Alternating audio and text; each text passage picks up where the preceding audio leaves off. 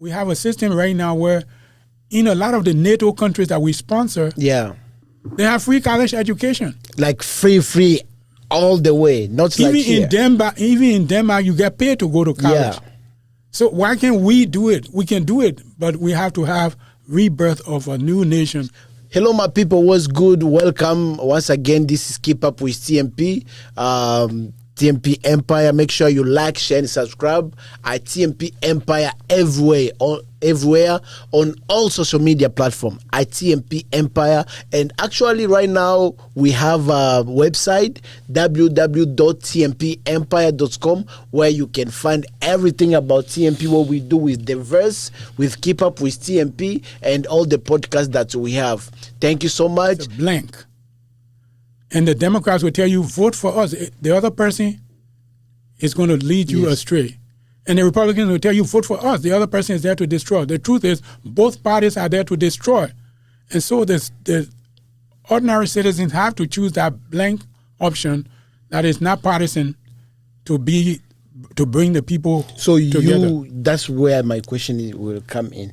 Are you a Democrat or a Republican? I am not Democrat, I'm not Republican, and I'm not voting for them. But it's TMP Empire.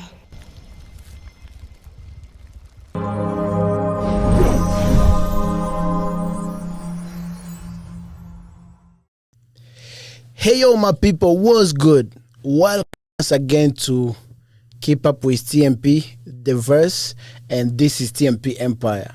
So today, on today's show, we have special guests. And I'd like to tell you the name, but I think it will be better if he himself introduce and tell us a little bit about himself. So welcome, and this is Reverend Torli H. Krue. Krue. Is Krue or Krue? Krue. Yes. Yes. So Torli is Abi Torli, Kwa Abi Torli. In my language, it means to God be the glory. Oh, God be the glory. Torli is the glory, and Abi Torli, to God be the glory. Krue means a conqueror. Yes. Someone who, like a hero, or somebody who actually fights and overcomes. Yes, and actually you are a hero to a lot of us, to the country of Liberia. You are 100% somebody that some of us, as we grow up, want to follow your footsteps and his full footsteps. And thank you for coming, for blessing our platform. I'm happy to be here. Yes, thank you so much, sir. So now we're going to go to the story. We want to know about who you are. And you have been a pastor for how many years? I've been a missionary to the United States since working with a mission door since 2000. 2000. Yes. So that means, wow. Missionaries leave from Western countries to go to Africa. Yes. But America and the West needs missionary, and my dad and I started a missionary enterprise here in the United States to bring the good news of the gospel to refugees that are coming here and to Americans, because there are a lot of Americans living in darkness. Yes. Don't know the truth. Don't know about life, don't know about a lot. I think America need the gospel. They do. America, really need the gospel, especially at this time. We are in the dark time that you know better. So for me, I'm here to learn from you, and I believe that our audience are here to learn from you. Can you tell us a little bit about who you are, where you came from, and who is Reverend Torli Krue? So I was born to the family of Reverend Moody Krue Sr. My mother is Esther Krue Bianca, and I came from a family of healers on my father's side. They were healers, traditional healers who traveled from one point to another in the country of Liberia, healing the sick. And while they were on their journey to a place called Bassa County, that's where my father was born, and then they came back to our place. So they were healers, but very early on they were made refugees in our country. Yes. Because as healers, there was a big chief, powerful chief who brought about this witchcraft business, that there was people were accused of witchcraft. Yeah. And a woman was accused of witchcraft and they were going to kill her. And my grandfather and them said, no, you can't kill her. She's not a witch. That woman was killed. And because of that, that's why they left the place that we used to live. Yes. Because they challenged the man, talking to the government, and the government jailed him. And he said, when I come back, you guys have to move. In 6 months, he was back, and at 2 o'clock in the night, my grandparents had to leave. So I never really grew up in my own place. Or in your own village, or your own yes. area. So my father became a Christian, and then he started a school. Yes. And that's how so from being a traditional healer, he became a preacher of the gospel. Yes. And then his focus was education. So he built the first school in the place. When the missionaries said, don't build school, Jesus is coming quickly, you don't need education. Yes. He said, we're going to build a school. School and make our own heaven starting here. Absolutely. So that we have a tradition of resistance, of defiance. We have a tradition of healing. Yes. And we have a tradition of focus on quality education. And then that's how I was able to get an education. I got a scholarship from the government of the Netherlands to study telecommunications. And then I studied computers, and I came to this country at first in 1982. Yes. So how old were you when you first came to the USA? I wasn't checking my age. I wasn't checking my age. You say it's 35 years ago, right? No, I came 1982, like 40 years ago. That's when I came here, but 35 years ago. That's when you came back and moved. settled. Because of a civil war. Yes. I moved to the United States. It was dangerous. The electricity was shut off. Yeah. Running water was shut off. The president was killed. Army dissolved. Looting across the place. And the airport, international airport, was shut off. The only thing that worked in my country at that time was the United States Embassy, because Liberia is a colony of the United States of America. And so it was the United States Embassy that was open. And we had a contract with the U.S. Embassy. Yeah. So when I fled, I came back with the military to serve the U.S. Embassy from within. Within the embassy, Liberia? Yes, within Liberia. Okay. But then after a while, eventually, I moved back to the United States. Okay. Can you tell us a little bit about how you grew up? How was your childhood look like? So I grew up in a town that has no electricity, no running water, no telephone, no television, no cars, no prisons, no courts, no police. That's where I grew up. When you have no prison, no police, no prison, no police, no cars, no shopping places, Yes. That's where I grew up.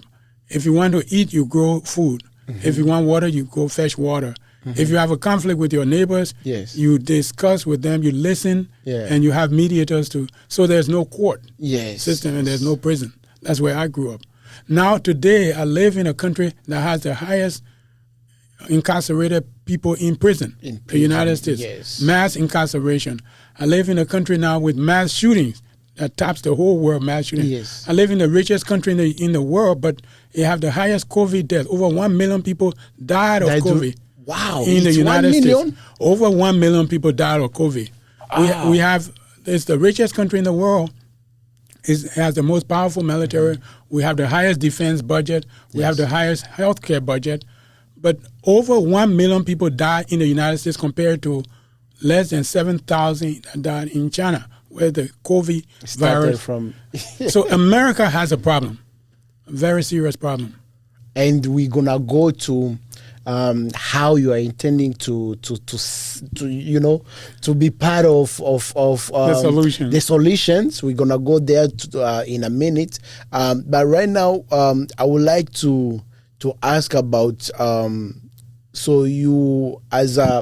did you start school? Because you say you grew up where there was no school, electricity, and all that. Yes. So how did you come by? So missionaries Yeah. from the United States, from Cleveland, Ohio, Yeah. Baptist missionaries came to the place to bring the word of God. Yeah. And they were preaching the gospel. They wanted to save the souls of the people. So my father went to them and told them, hey, Yes. you know, you want to save the souls of the people, you bring in Bibles, people got to read and write. We would like to have a school.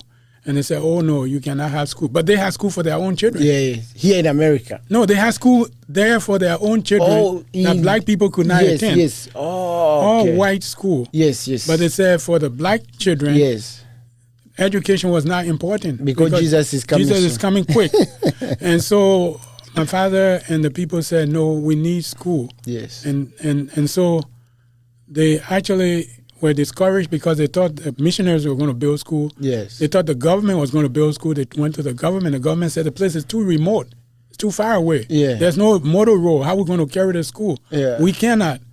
And so they were discouraged that there was no way for them to have education. One day, Yeah. there was a church conference and a gentleman from the United States came to preach. And they said, we have a big problem. We don't have education. And so he told them, I just came from Korea. In Korea, the missionaries are not building school, the government is not, but the people are building school for themselves. Yes. And the place is improving very fast. Yes. This is like in the late, maybe early 1960s. Yes. He said the place is improving. So if the missionaries can't do it, the government can't do it, and the companies can't do it, you can do it because you believe in people, God. yes, With God, Yeah. all things are possible. So my father and these people came back and said, maybe we can do it ourselves. My father did not have formal education, Yes. but they chose him to lead the group, and they built the school. They built a co-educational elementary school from kindergarten to 4th grade, boys' dormitory, girls' dormitory in the school. And my father became the first principal, even though he didn't Even if he didn't have any he didn't have education. He became the first principal, and he went across the country interviewing people and recruited trained teachers, and that's how we started the school. They started the school. The school still stands today. I'll send you pictures. It's called ZIAH Mission, ZIAH mission.org. Wow. Yes. I would love to see that. And until today, the school The school is still operating. going. So my father is over 100 years old. And he's still alive? He's still alive. He used to live in Boston. He moved back to Africa 2 Yes. years ago. Yes. He said there's no more war. Africa needs us. Yes. And so he moved back, and the school was from kindergarten to 4th grade. He wants to expand it to junior high school, and the student population have increased to over 200, so he's building 12 classrooms. Wow. And he said after that, he's going to retire. Wow. And he's 100 years old. He was 100 years old in May this year. And he's still going. He's still working. He's working, but he's not very mobile right now. Yes, It's difficult to move Yeah, around because yeah. of his age. Yeah. But his But mind is very sharp, and Yeah. he knows what he wants, and he can direct people, do this, do that, and that's what he's doing. More than 100 years old, still have a dream. He has a dream, yes. And a vision. And a vision. Wow. And he's working to accomplish But it. they say that, the Bible said that, it's young people who will see vision, and old people will sleep. We'll dream dreams. Will dream dreams. Yes. So, but him, he's like, no. I'm still gonna have vision And dream. and dreams at the same time. Yes. And vision and dream. Dreamers go to sleep. Yes. Vision, you are awake You and are you awake. see You what it see is. what- So you can see what you envision now. And work towards the accomplishment in the years to come. Yes. So he's there in Liberia. We just celebrated his 100th birthday. We had a parade in the town. Yeah. And we had a big banner. Yes. We had a marching band. Wow. And it was great. That's so amazing. That's so Yeah. amazing. Now let's go to how did you become a Christian? So in the village, my father was not only the principal of the school, Yes. the first school in the village. Yes. He was also the pastor of the church. There was a church in the town before there was a school. Yes. And he said, no, we got to have school. Yes. But that's where I grew up. We used to go cut wood, Yeah. plant cassava and rice and stuff. Yes. But the school only starts with 4th grade. So when you graduate from the 4th grade, if you don't move to another from place, a different village or a different town, so then the you can continue with the school. next town that has junior high school and elementary school was like 25 miles away. So you couldn't live here and go to school. You have to move. So I moved there until I got out of elementary school and junior high school. The next place that had a high school was 150 miles away. So you have to move there. And then when you graduate from high school, there's no college in the area. The next college is like 200 miles away. And then you have to move there. So I left my parents when I was around 9 years old and kept moving. Until you find yourself in America. And I can tell you that God has been leading me all the way. You know, I studied computers and telecommunications. If you have a little thing like this, if you look at the schematic diagram of this, it's going to be a whole book with all the minute parts in it. The planet before they made this, there's a book for this. Yes. Each one of us has a book in heaven that God Almighty, every cell in your body is remembered, written in your whole story is written in that book. It's written even before anybody start reading. Yes. And that's what I believe in. It's written in the Bible. So for me to leave from that little village and start moving 25 miles, 150 miles, 200 miles, it was already in the book that God has written. And it's something I will have to discuss the other day to tell you about the miracles that have been happening. Yes. For me to come from that place, I remember I prayed to God, I don't want to go to college in Liberia. God answered my prayer, but I didn't know until I was on the flight when the airplane took off, and then I looked down. I remember it was a prayer, and I started crying in the airplane and thanking God that He has answered my prayer.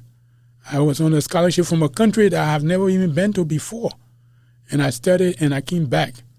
And I came back to my country to work. How did you get that scholarship? So it was an announcement that was made in Monrovia from the Ministry of Education that African countries have been partitioned by the colonial powers. Yes. And they don't communicate. If you want to communicate with your neighbor, you have to go through the colonial power before the phone can be routed there. Yeah. And so the Dutch government decided to help the African countries to have communication, Pan-African telecommunications. And they were looking for people.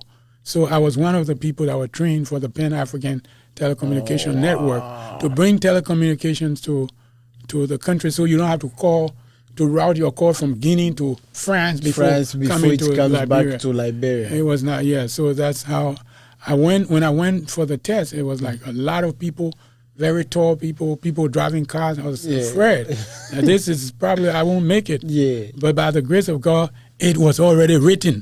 So I got a scholarship and I did the studies and everything. And I worked a little bit for the telecom company, and then I worked for a company called F&F Electronics. That connected me to Boston because out of Boston there was a computer company called Wang out of Lowell. It was one from Lowell? Yes. Wow. And so I was eventually able to come here for training. Yes. And then I went back. I was working at their subsidiary in Brussels for Africa, Middle East, and Europe. It was a very good job. Yeah. And I worked for them for some time, and then I resigned and set up my own company, High Tech Applications Incorporated, and then went back to the company to do a subcontract. Yeah. So we were handling African nations. Yes. I had to hire engineers in Senegal, in Sudan for us to work. Yeah. It was a very, very lucrative business. Wow, I see that's a big, especially at that time. Yes. Yeah. Wow. And I was making $12,000 per month over 35 years ago. Wow. Traveling around the world, basically. Going for vacation to Hawaii. Yeah. So that means you have lived the life, especially the African dream. Because people, they talk about American dream, they have no idea what it means to have an African dream. The African dream is living like a king. Yes, it was like when you live the African dream, is the best. And one of the differences that I saw was the difference in just living in Africa. Yes.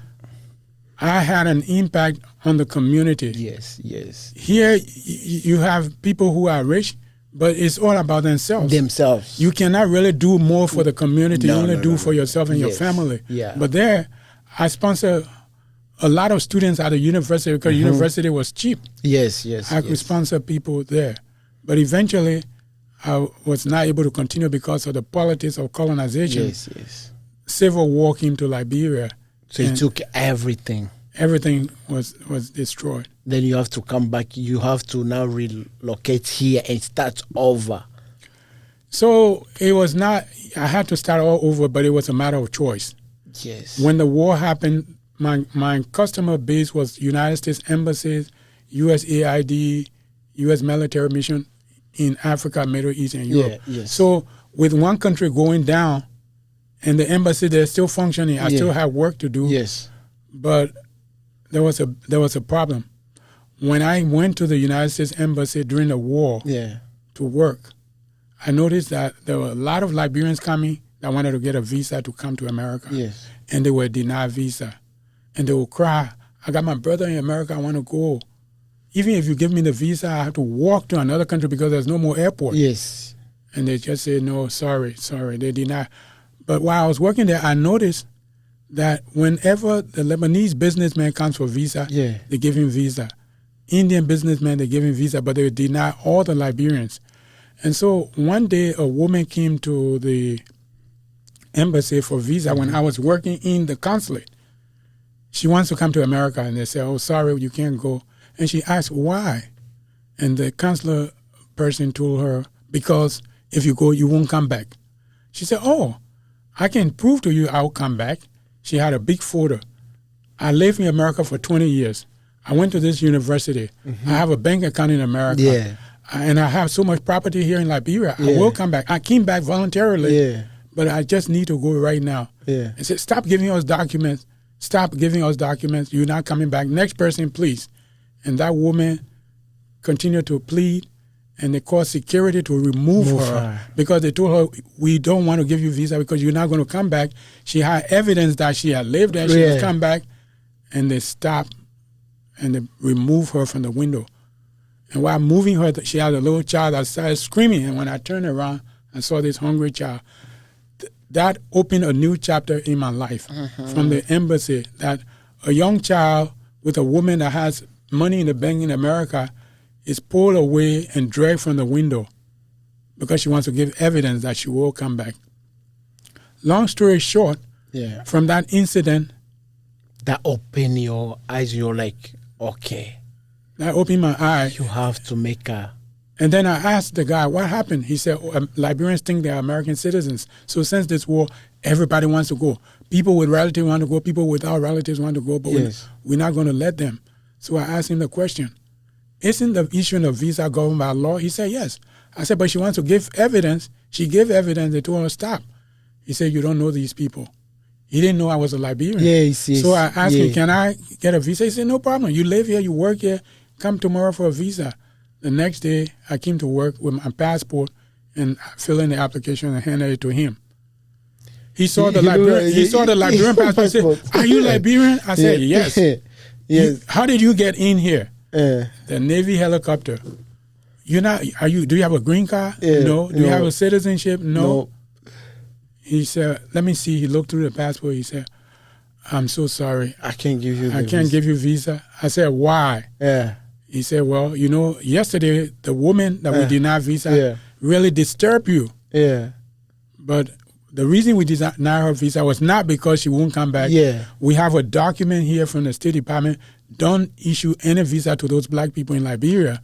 Give visa to other people. I said, that's a violation of the law. Wow. The State Department cannot violate the law. He said, well, I said, let me read it. You're lying. He said, it's a classified document. You cannot read it. And from that point, he told me, go, if you don't like it, write to the State Department. I wrote the State Department, November 28, 1990. I have a copy of the letter I'm going to give you. Yes. I wrote the State Department. I didn't stop there. I wrote the president. Donaldo, please, we're gonna show those letters. Yes. I wrote the president of the United States, George H.W. Bush. I wrote the Congress, the senators, and the representatives. I wrote the judiciary, the Chief Justice and Supreme Court, And I told them, you cannot break the law. These people are human beings. According to the United States Declaration of Independence, all men are created equal and are endowed by their Creator with rights to life, liberty, and pursuit of happiness. Can't do this. That letter has not been responded to at all. Right now, if you go on Google and type Krue versus U.S.A., there is a lawsuit pending. Wow. We've had a couple of lawsuits. Yes, yes. But this country was founded on all men are created equal. But today, you hear from politicians that our democracy is at risk. If Donald Trump gets elected, our democracy is at risk. That is a lie. If Kamala Harris gets elected, our democracy is at risk. That is also a lie. I can prove, and I will prove. Democracy in the United States was hijacked. It does not exist today, and it has never existed for the past 234 years because of the hijacking of democracy. And it started right here in Massachusetts. So all men are created equal was the Declaration 1776, July 4th. Yes. And then Massachusetts had a constitution that said all persons are born free and equal. There was a woman in Massachusetts who was a slave. She read that and said, oh, I cannot be a slave in a country where all men are created equal. I'm going to go to court. And people say, oh, there's white people in the court. No, this has never happened before. Don't go. It's not going to work. She went to court and filed a lawsuit against her slave master. I cannot be a slave in a place where all men are created equal. And the master came to court and said, slavery is legal. This is my property. I purchased it. This is the receipt. Yes. So that is my legitimate property. Yeah. And the court made a decision. It went to the jury. Yes. She cannot be a slave in a place where all men are created equal. She is free today. She changed her name from Aunt Bess to Elizabeth Freeman. And not only is she free, he has to pay damages. Yes. He has to pay her for her services and damages for enslaving her. But why we don't have this kind of movie like this kind of movie? Let me finish. Yes, yes. When she came home, the slave in the next quarter heard the news. Yes. They went to court and they got free. And then the slaves in the next town heard the news. They went to court in Massachusetts and got free. And you know what happened? Yeah. The power structures of this country started to tremble. We are going to lose our wealth. Thomas Jefferson was a slave master. Yes, yes. George Washington was a slave master. James Monroe, Liberia Monrovia was a slave master. They all got together and said, we have to stop this movement of freedom. These United States of America, when March 4th, 1790, passed a new law, H.R. 40, that says, oh no, all men are not created equal anymore.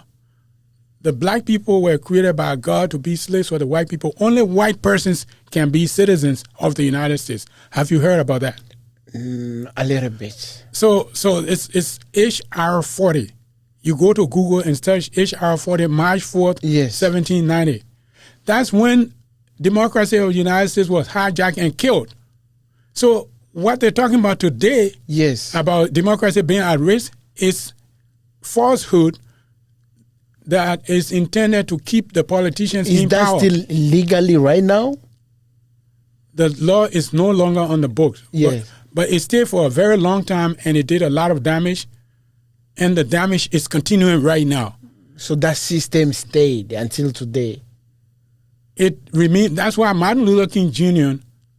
was discriminated against, even though he was born in America and he was an American citizen for many years. His father was. So this country started in 1776. Martin Luther King was shot, I think, 1968. But he was fighting the harm of H.R. 40 that started on March 4th, 1790. So the democracy we have today needs to be redeemed, not by a political party. Because this country was not started by a political party. It was started by we the people. So we the people need to come together and demand freedom. And how do you demand freedom? Mitigate the harm of H.R. 40. You got to actually pass a law. 35 years ago, that law was proposed in the United States.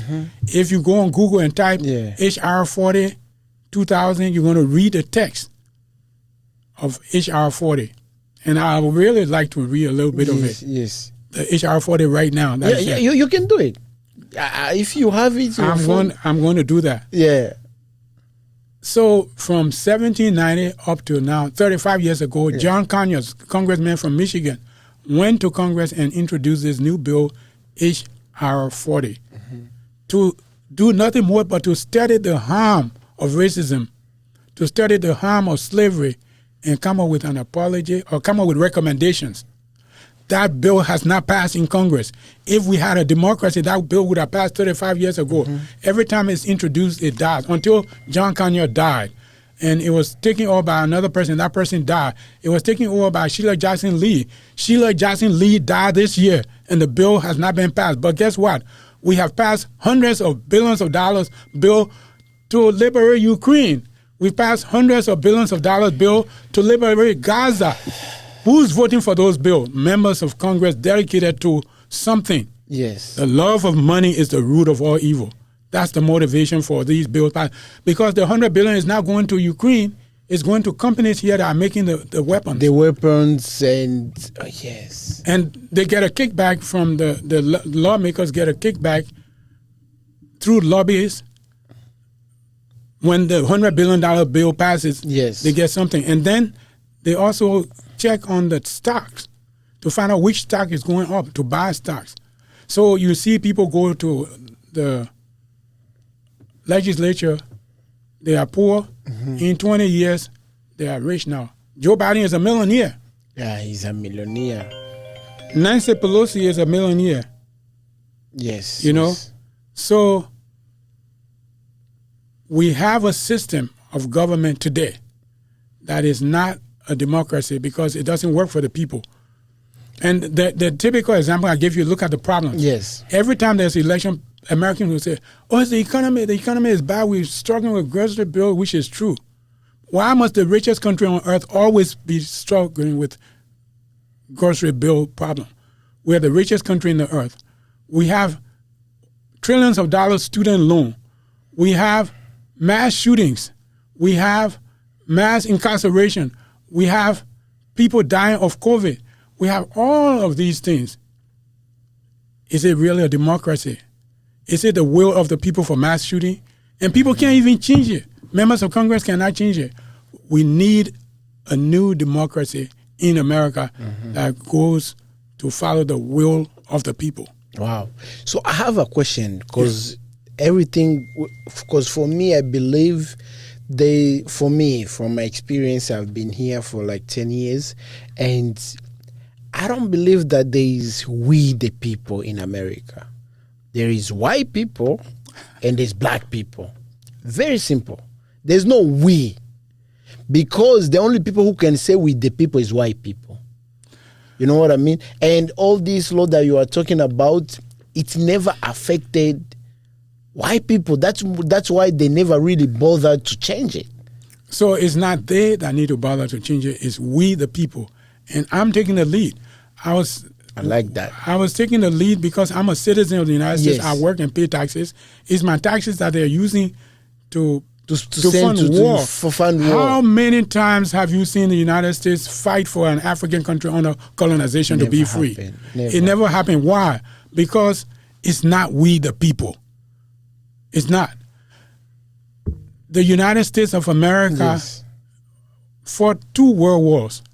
The First World War on the side of the British and the French, when the French and the British were colonizing the whole world. Yes. They fought the Second World War when the French to redeem the French and the British, when the French and the British were colonizing the whole world. People were castrated. Men were castrated in Kenya. Yes. For opposing the Mau Mau. For opposing the British monarchy. Yes. When the British monarchy was an ally of the United States government. Over 5 million people were killed in Algeria after World War II. So what is it that the United States government is defending? We, the people, need to step up. Moreover, Nelson Mandela was in prison for 27 years. Yes. And the United States government was on the side of, not Nelson Mandela, but on the side of the South African government. After the South Africans saw the stupidity of war and came together, Nelson Mandela was released from prison. He came to Boston and he went to Washington. Yeah. The United States still kept him as a terrorist on their terrorist list for 18 years. Most people don't know that. Nelson Mandela was kept as a terrorist on American terrorist list for 18 years. Even after he came out? After he came out of jail, after he even became president. Is that democracy? No. Is that we the people? No. Nelson Mandela was on terrorist list in America. We're going to show everything on the thing. I never knew that. But how did Mandela, because for me, Mandela, he's not, I'm talking about me personally. I don't consider him as a Pan-African hero. Whatever you consider him, what I'm saying is that the fact of the matter, America has been on the wrong side. So how did he become the American hero?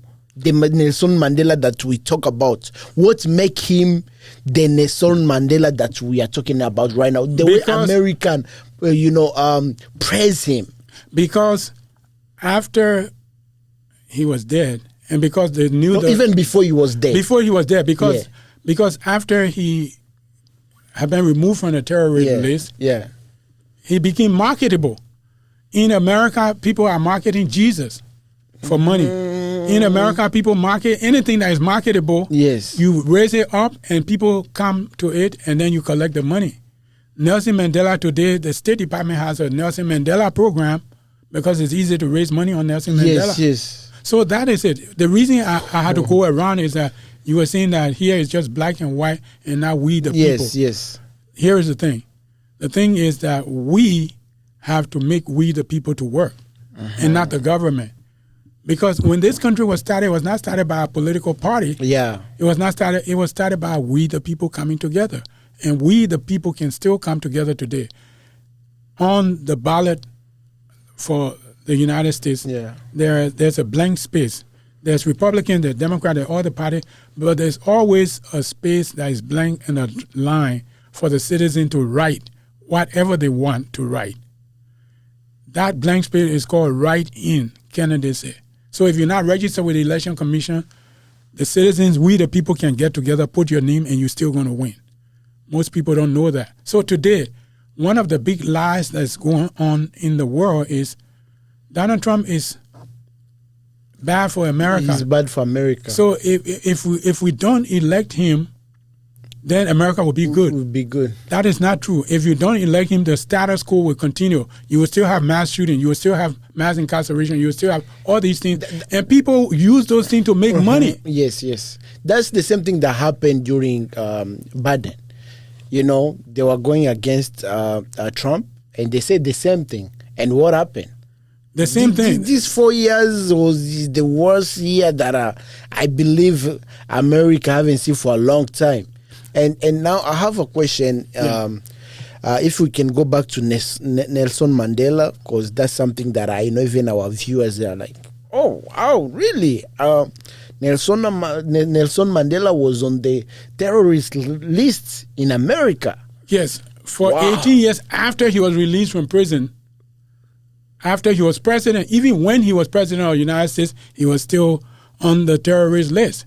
And so it begs to ask the question, and part of why I'm running for office. Yes. What is the problem? What is the problem? The love of money is the root of all evil.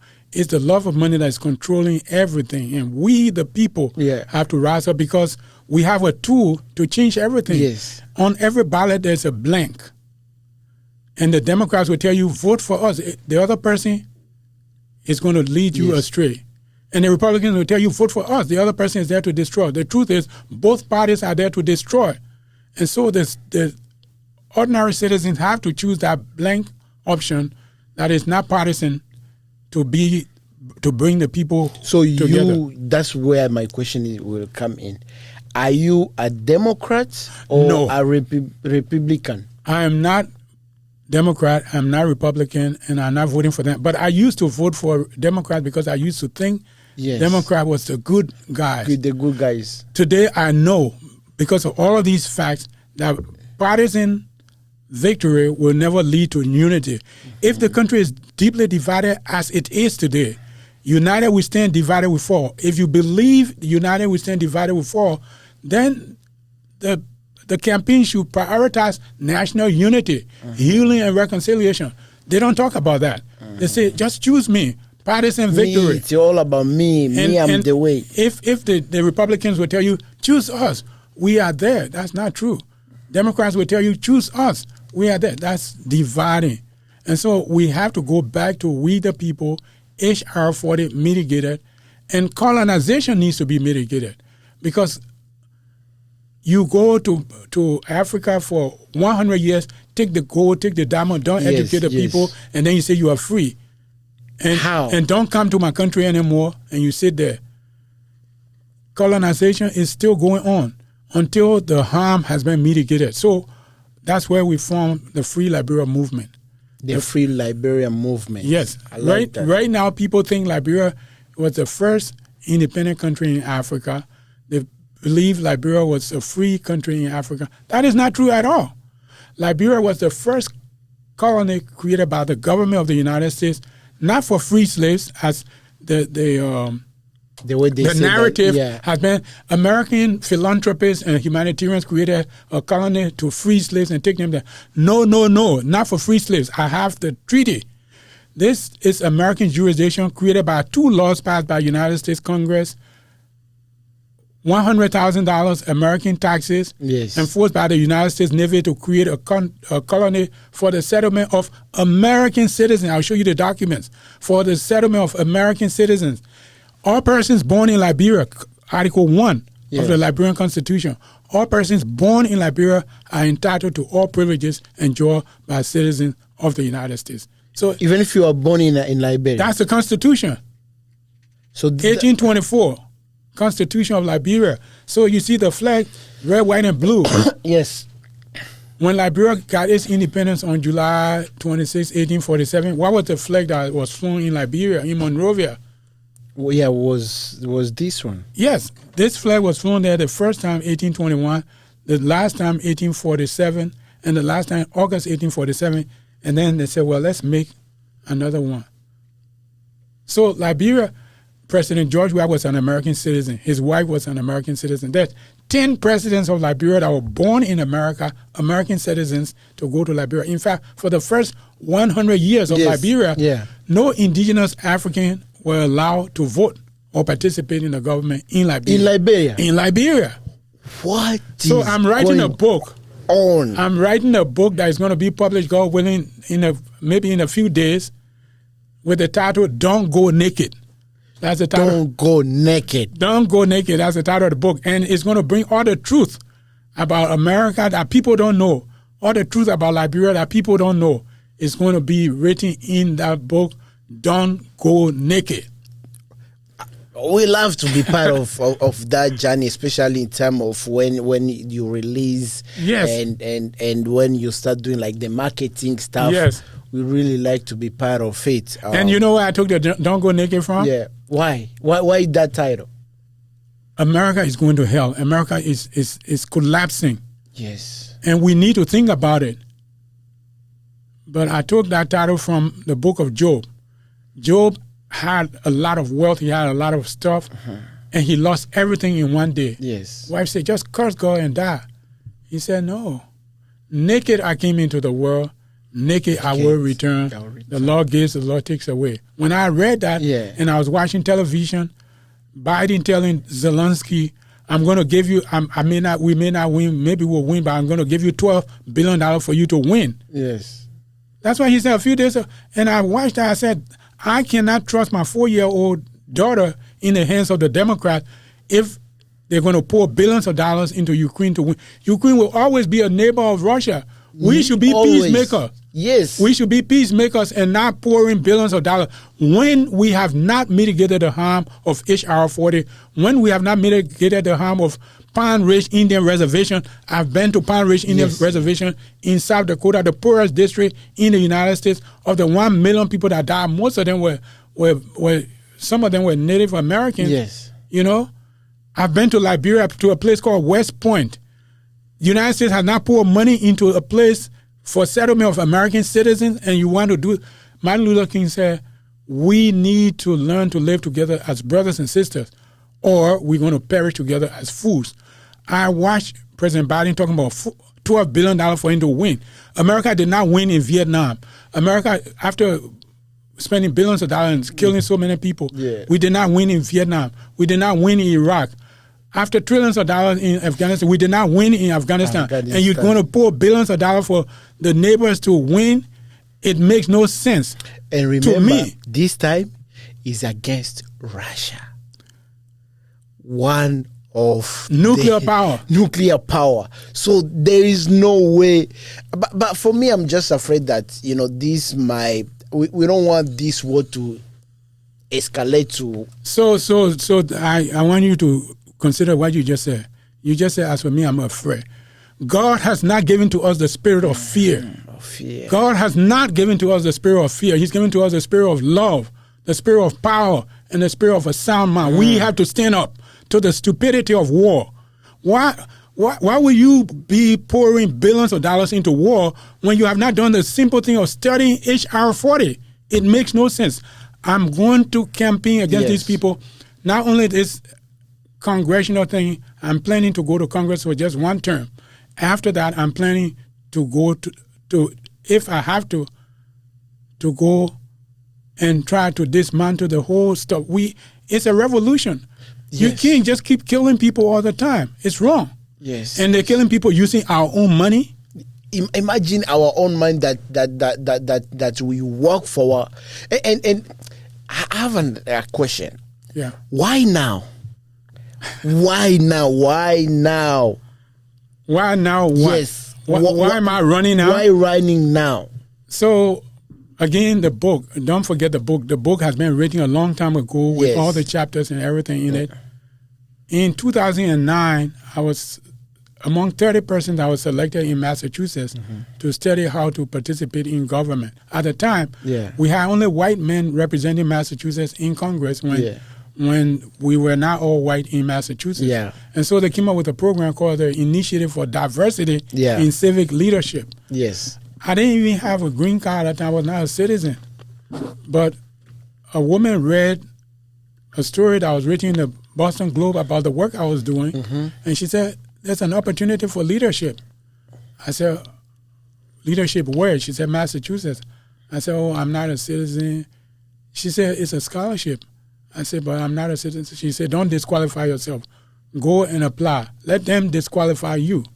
So I went, and even though I was not a citizen, I participated and completed all the training. So as I sit here, I have the training from the Initiative for Diversity in Civic Leadership. I've done training with Northeast Action. I've done training with the Commonwealth Seminar, a lot. So I already have the understanding, the training. Equipped with the training. And I've used the training to advocate for refugees from 40 different countries. Giving people access to education, PhD, master's degree, people who came here without any education. I have clips that you can also play. But why now? Why now? Why running now? I have a 5-year-old daughter who is autistic. Yes. That God created, that needs to live in a country where she can bring the gifts and talents that God has given her to bless the world. And whose hand am I going to trust that 5-year-old girl? When I listened to Biden, I said, no more will I give my vote to the person who want to promote war that didn't win in Vietnam, didn't win in Afghanistan, didn't win in all these places, and have not done the basic work to bring peace to this country. No more Republican. And the same thing with the Republican with democracy. Party. What about the Harris Kamala? What's the difference between Biden and Kamala? Is a female version of Biden. It's the same political party. That's why it is. There's no difference. They give bombs to people to bomb and say, don't bomb, don't kill. What's the purpose of the bomb? It's craziness. I'm telling you, for foreigners like us, those of us who have experienced pain and grief in the world, we should be able to learn from that. We cannot come here, sit down and vote, sit down, work and pay taxes that goes and then to destroy humanity. Our money to go and to go start a world war that is going to blow up the whole planet. we need to stand up. And I can give you an example of where people stood up, even in minority. In Babylon, there were 3 Hebrew boys, Shadrach, Meshach, and Abednego. They were refugees in the country, but they would not yield to the king. Yes. They decided to say no, even if it means going to the fiery furnace. Daniel was just one person in Babylon. Yes. So I'm appealing to all the foreigners in this country to stand up for the truth, to stand up, not to be afraid, because fear does not come from God. Faith and fear cannot live together. We have to be able to work. The Bible says faith without works is dead. And so a lot of people going to churches in this country, singing, going to work, paying taxes that is going to destroy human life. The Bible says, thou shalt not kill. And we are doing the killing. When we have a ballot, and the ballot has an option for us to choose, we're saying we're going to choose Democrats or Republicans. We can't do that. So, and my question is like, right now, because now we want to go personal because you are running, and through your life, right? You have been here for 34 years. Yes. Why did you decide to go again? That's why the why again comes back. Because I feel like why it took you 35 years to do what? To run. That's what I'm saying. And after you have had 30 years of the training that you said, so why it took you 30 years? I got into the training because I was destined to be trained. Yes. And I trained and I used what I did to help people from Congo, from Rwanda, from Afghanistan. People coming here. The work has really been with immigrants. I've done that. Serving humanity, that's what leadership is all about. But the transition from serving people and going to serve people in the Congress, it's not.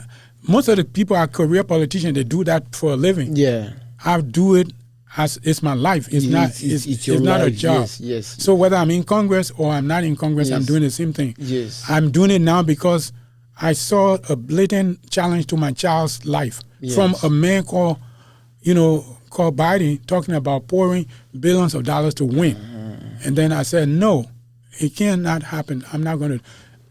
I had to make a choice. Yes. And there's a saying, a fool with a tool is still a fool. Still a fool. I have a tool that is the write-in ballot option. And I can educate all of the people. Yes. You don't even have to be in Massachusetts. Wherever you are, write on the ballot. Don't choose partisan victory. Don't choose Democrats or Republicans. When you do, you are an accomplice to murder. That's what I'm telling you. Yes. Choose HR 40. You'll be an accomplice to healing and reconciliation. Write on your ballot HR 40. And HR 40 is a bill that's already in Congress for 35 years. HR 40. Healing and Reconciliation 40. Yeah. It's a bill in Congress. That's the only common sense bill. And we can make it to pass if we choose that option. But a fool with a tool is a fool. So if you have the ballot. So healing and reconciliation. Yes. 40. Yes. So just put HR 40. If you do that, you are saving humanity. Because that's what I'm going to do. Even when I run as a member of Congress, I'm voting HR 40, Torli Krue for Congress. Not as a Republican. I can't lie to you. So, I never really, I never voted in my life. So maybe this will be the first time for me. And I think you just opened my eyes. I was planning to vote for it's private. I'm not gonna say, but the truth is, I'm not a Democrat or I'm not even a Republican. I'm in the middle. But on this election, I think it's very clear. So here is the thing. Yeah, there is a lie that's been going. 3 lies. The first lie is that democracy is at risk. I just proved to you that 234 years ago, democracy was killed. So it's not at risk at all. So there's no democracy. Like America is not a democracy. It's just the status quo. Yes. And Speaker Johnson said it. If you go and Google Speaker Johnson saying America is not a democracy. The Speaker of the House has already said America is not a democracy, which is true. And so the first lie is that democracy is at risk. H.R. 40, 234 years ago, proved democracy is not at risk, is dead. It's dead. So we need to resurrect it. So voting for Democrats or Republican will continue the status quo. Yes. The second thing they tell you, the second lie they tell you is that, things are bad, but you should vote for the lesser of two evil. The Democrats want war, the Republicans want war, but Kamala, she's nice, she supports abortion rights, so let's choose her. Choose the lesser of two evil. Well, the lesser of two evils have been chosen for 34 years. For 234 years. It resulted in allying with World War I to choose France and Britain. Yeah. That was already colonizing. It didn't do anything to bring freedom to colonize people. World War II, siding with the Allies that were colonial powers. World War II, it didn't do anything. So the lesser of two evil is still evil. Are you, a Christian, going to vote for evil when you have a clear choice that says H.R. 40? So the lesser, the first is democracy is not at risk. The second is the lesser of two evil is still evil. And the third is you're going to waste your vote if you don't vote for Democrat and Republican. That's also a lie. You got a blank space to not waste your vote, because every vote is going to be counted. Yes. Even if you put H.R. 40, imagine all of the people with sense in this country. Yeah. If they know, they don't have the knowledge, if we are able to promote these wishes, what I'm going to do with Don't Go Naked book that is going to come up before this election for people to read for themselves. Yeah. We have more people in this country that will vote for common sense to start this country afresh, a rebirth of this democracy, than people who will just vote for status quo, mass shooting, that no member of Congress can fix. They haven't been able to fix it, and they're not going to fix it. It's just going to, the same thing will continue year after year. So 3 lies. Yeah. Democracy is not at risk. The lesser of two evil is still two evil. You're not wasting your vote. Yeah. You're wasting your vote if you vote for Democrat and Republican. Yes. So okay, now we are now on the politic. We are on the politic topics.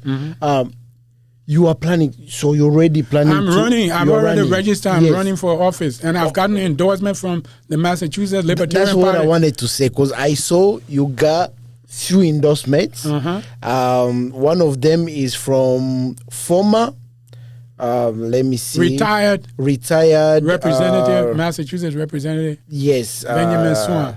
Yes, Benjamin Swan. Yes. And how did you came about Benjamin Swan? So Benjamin Swan has lived in Massachusetts all his life. He's 91 years old. Yes. And he has seen the work I have done. Children from Sudan that didn't have degree. Yes. They didn't have high school paper, came to Boston through refugee resettlement. And the refugee resettlement agency told them, go to work at McDonald's. When I saw them, I told them, don't go to work at McDonald's, go to school. They said, how are we going to go to school? Those children, those young boys are today having master's degree, PhD, etc. Representative Swan saw that. He saw me create a system. We call it From There to Here and Back, where we help refugees to get education. From there to here and back. And to go back to Africa, where God sent them to bring change to it. He saw that model developed by me in my organization called the Universal Human Rights International, without any penny from the state, without any penny from the federal, without any penny from municipal. He saw the impact in the lives of these men. He also saw what I've done, in reconciliation, bringing people who are fighting together. I demonstrated it to him, that people fighting together because they don't have understanding, but you can bring them together. And I also developed a model for that. And then he decided to go to my village to see this village that doesn't have electricity. He traveled there. I'm going to show you a video clip. Yes. He traveled, he saw the people welcome him, he started to cry. They don't know me. Why are they welcoming me like this? Yes. And he knew that I have value that I can bring to the stage to bring change to the United States of America. Yes. That's why he's endorsing me, even though he's a Democrat. That's why he's endorsing me, even though he served 26 years in the House and retired. He was not defeated. That's why he's endorsing me. Wow, that's really great. And now let's go with the 3 things that you are planning to change when you win the elections. the seat. After I win the election, Yeah. the first thing I want to do is the district. The focus is on the district, bring the people Yes, together. yes. Right now, you can live in an apartment building in the district, and you won't know who's the next person. This morning, my daughter, who's autistic, 5 years old, left my house and went out. She started walking the street. I don't know my neighbors. My neighbors don't know me. If we live in community, my daughter would not have gotten the risk. She could have been kidnapped by somebody. Yeah. We need to have community. I'm going to start in the community. Charity begins at home to bring the people together. And I have a formula to do that. We can talk about that later. Yes. And I want to bring education, quality education to the place. We have a system right now where in a lot of the NATO countries that we sponsor, they have free college education. Like free all the way. Not even like here. Even in Denmark, you get paid to go to college. Yeah.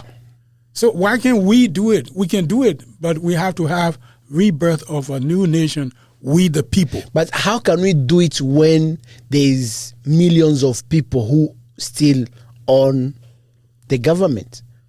So here is the thing. When I get elected, one of the things that is going to be there is don't go naked is going to go viral. Yeah. I want to be part of that. Thank you. That movement. That's a great movement. Don't go actually. naked is going to go viral. And it's going to educate the American people. These are human beings made in the image of God. They can reason. Yes. Yeah. But they've been fed with, I just told you the 3 lies. Yes. And anybody that looks at it and see it, a fool with a 2 is still a fool. Yeah. No immigrant should vote for any of these people at all. Because you don't have a future. 15 years, 30 years, we're going to be in a nuclear warhead thing. Yes. It doesn't make sense to me. Yes. So you said the first one is bringing the people together. The second thing is education in the place. Yes. And then the third thing is, of course, skilling it up nationally so that these mushrooming communities of people coming together, education is not just going to be in District 7, it's going to be around the country. And people who are listening to me now can join the movement. Definitely. Right now it's Free Liberia movement. Yeah. But it's going to be the HR 40 movement. You can join, and you will be the one to take the training and bring it to your community and skill it. Even in Africa, right now we want this same. The solution does not lie with government. Yes. No solution lies with. The solution is with the people. It's the people that have to make the laws in the country. It's the people. It's called participatory democracy. Yes. That's so I think what I just think maybe because the name. Why did you choose the name of the movement? Why Free Liberia movement? Because Liberia is not free. Just like today, America is not a democracy. Yes. Liberia is not free, but people think Liberia is free. But the politicians decide their own salary. If in Liberia the politicians make more money, make $15,000 a month. The lawmakers in Liberia, $15,000 a month in Liberia, a poor country. Yes. Is the country free? Who are you working for if you decide your own salary? But my question is, so now it's Free Liberia movement. Yes. And you're not running in Liberia, you're running in America. Why that name for... No, that name is not for America. It's a separate organization established by me in Liberia. Okay. When I run for office here, I'm running for office on HR 40 in the district in America. Okay. That's why I wanted to make clear, because I think people, they will think that you are running for president. Why not running for the president's office in Liberia? Charity begins at home. I live here. I'm living here. I got to bring change to where I am before I take a step to go somewhere else. And can you run here, pass and work for the people here, then later on in the future you can go absolutely to Liberia and do that? I just told you 10 presidents of Liberia were American citizens born and educated in the United States, and Liberia was founded as a colony of the United States with a jurisdiction of the United States. Born in Liberia have equal rights as American citizens. But 1820, those people, they never ran for office in America. So can you run for office in America and run for afterwards? Yes, you can do that. You can run for office here. The president of Liberia, George Weah, Yeah. he was a citizen of the United States. Yeah. He is still a citizen of the United States today. But he never ran for office. That's what I'm saying. It doesn't matter. Okay. As a citizen, the citizen is going to serve, and the people have the choice who's going to work for them or who's not going to work for them. So the public servant is a servant of the people. Yeah, I really want, especially Africans, our viewers and our listeners, you guys need to understand that Liberia, once upon a time, was part of American. Was part of America. Was it like Puerto Rico or is No. Puerto Rico is a colony, is a territory taken over by the United States. Yes. Liberia was a territory created by the United States government. So that means it was owned by, created and owned by the United States. The United States. Yes, but because they're not supposed to do that, so they for 200 years they have lied and give a wrong impression that it's just free slaves that were supposed to be there. It's an independent country. Yes. All the people were coming from here. Yeah. So it's a narrative that is not true at all, and the Don't Go Naked is going to unveil that. Okay. Oh man, I can't really wait for that book to come out. Don't Go Naked. No, Don't Go Naked. Don't Go Naked. I really love that. And now, how many people have endorsed you here in Massachusetts? Okay, so the Libertarian Party has endorsed me. Representative has endorsed me, and then I've spoken to another lady who is going to vote for me. So I actually wrote the incumbent that I'm running against. Yes. And I want to meet with her to tell her to endorse me. The person that you are running against? Yes, I wrote her a letter. Yeah. They actually tried to call me yesterday, but next week I hope to get in touch. I want her to relinquish her position in the interest of the district. Yeah. Because she's been there for 3 terms and she has not changed anything. Her mantra is change. Change cannot wait. That's what she says. Yeah. I voted for her before. She said change cannot wait. But how can you have change when you still have the solutions of the mass shootings? Yes. It hasn't changed, and she can't change it. The mass incarceration has not changed. A lot of these things, Congress is divided. Yeah. And in a divided place, unity has to be the not victory, not a partisan victory. So I'm going to ask her and tell her what the benefits are, and I hope she's going to see it. But if she doesn't, the people, I'm not running for me, I'm running for the people. The people have to make a decision. People when they speak, was this have been something that I always wanted to do, because I'm learning. I'm actually learning, and I know our fans out there, our viewers and the listeners, they are learning from you, and we are all learning. And thank you so much.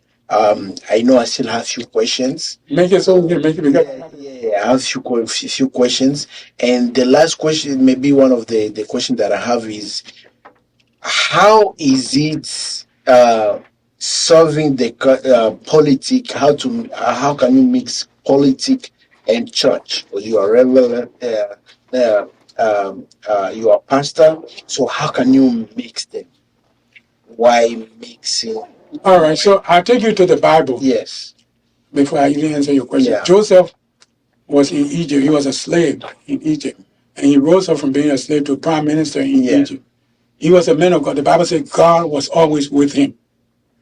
Okay? Moses, the liberator, he was born in a palace, but he left from the palace and he became a liberation movement person to lead the children of Israel out. God was with Moses. Joshua, God was with Joshua. David, he wrote the book in the Bible. Yes. God was with David.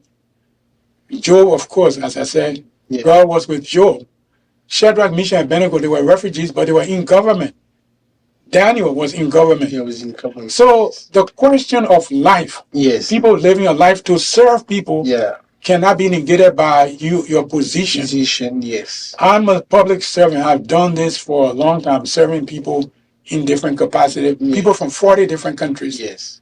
They come here, they meet me, and what I do bring change into their lives. Yes. And at a level right now, there is not a single candidate in the United States that is pushing for change in terms of a revolution to change this unite people. Yeah, to unite people and to mitigate this harm of this 234-year-old law. Only white persons allowed to be citizens of the United States.